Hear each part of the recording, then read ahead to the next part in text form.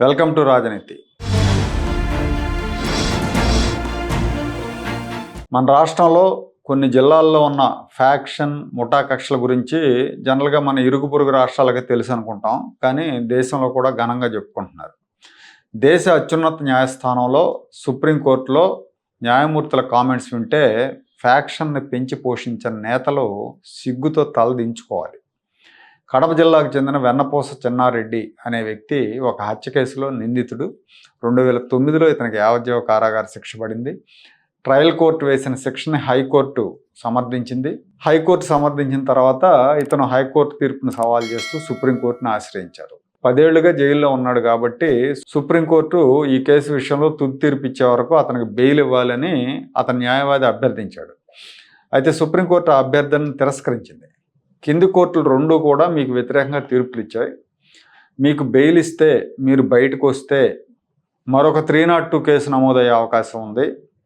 302 case అంటే తెలుసుగా, IPC section 302 హత్యలు జరిగినప్పుడు వర్తిస్తుంది ఆ సెక్షన్. కాబట్టి ఆ సెక్షన్ కింద కేసు నమోదయ్యే అవకాశం ఉంది. మీరు హత్యకు గురి కావచ్చు, లేదా మరొకరినైనా చంపొచ్చు. అది ఆంధ్రప్రదేశ్ రాష్ట్రం కదా, ఖచ్చితంగా ఈ రెంటిలో ఏదో ఒకటి జరుగుతుంది అని జస్టిస్ అరవింద్ కుమార్ వ్యాఖ్యానించారు. బెయిల్ ఇవ్వటం కుదరదని చెప్పారు. ఇక్కడ నేను చెన్నారెడ్డి హత్య చేశాడా లేదా అతనికి బెయిల్ ఇవ్వాలా వద్దా అనే విషయం గురించి మాట్లాడట్లా. అన్నిటికంటే ఆసక్తికరమైన విషయం ఏంటంటే, ఆంధ్రప్రదేశ్ గురించి న్యాయమూర్తులకు బయట రాష్ట్రాల వాళ్లకు ఉన్న అభిప్రాయం. ఆంధ్రప్రదేశ్ అంటే హత్యలకు, ప్రతీకార హత్యలకు పేరు మోసిన ఒక రణస్థలం అనే అభిప్రాయం ఉందని న్యాయమూర్తి వ్యాఖ్యలను బట్టి అర్థమవుతా ఉంది.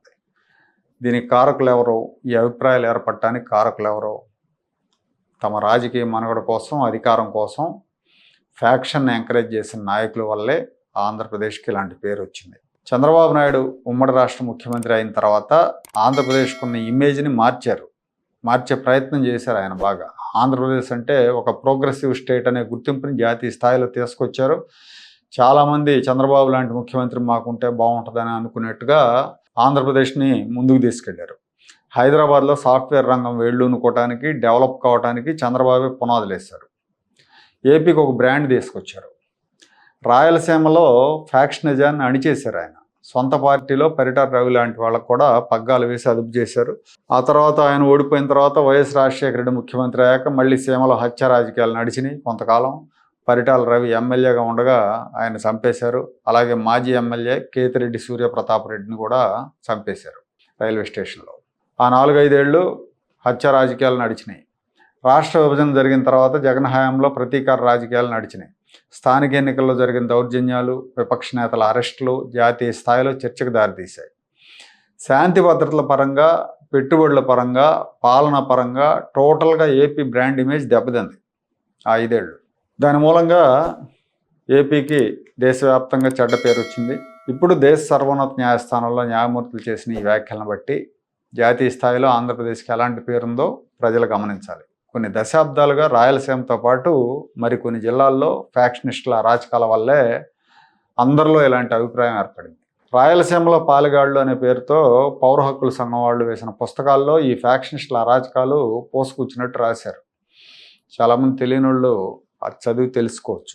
పదవుల కోసం, రాజకీయ ప్రయోజనాల కోసం హత్యా రాజకీయాలు, దాడులు ప్రోత్సహించే నేతలకు ప్రజల బుద్ధి చెప్పనప్పుడు, రప్పరప్ప బ్యాచ్లకు మద్దతు ఇచ్చే నేతలను ఎన్నుకున్నప్పుడు ఈ రాష్ట్రానికి ఇలాంటి చెడ్డ పేరు వస్తుంది.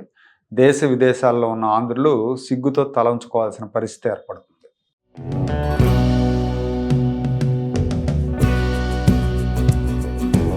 Like, share and subscribe to Rajaniti channel.